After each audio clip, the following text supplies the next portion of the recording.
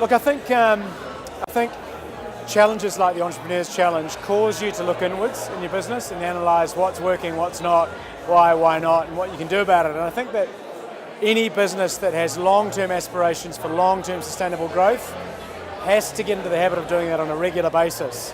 So I love that element of the challenge. It just really forced us to take a good hard look at the business. It's critical. It's the central element in growing GDP.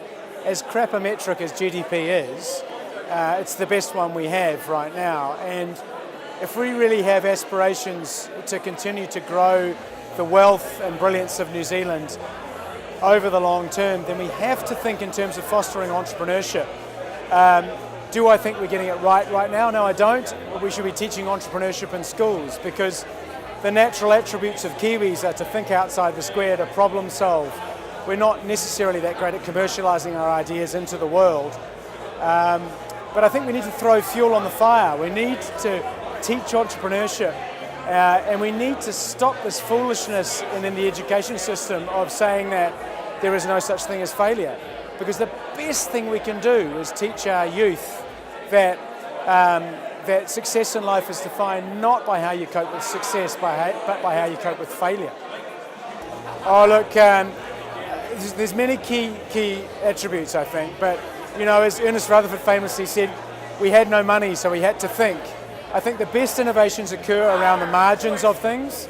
The best innovations occur when resources aren't abundant, but when they're heavily constrained.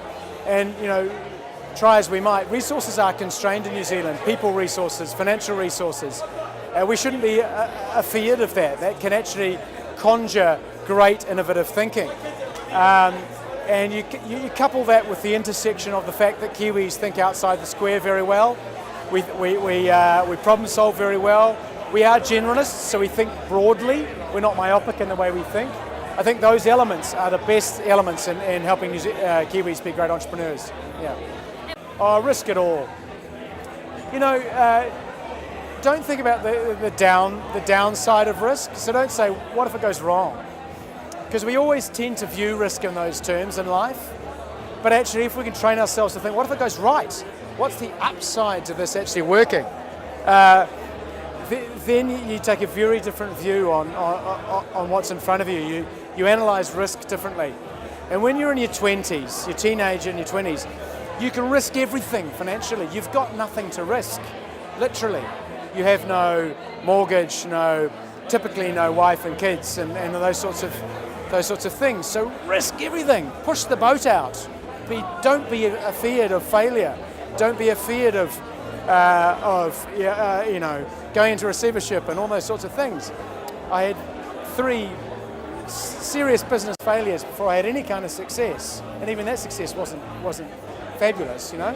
But I think failure is a good thing. It teaches you how to pick yourself up and get back on the horse.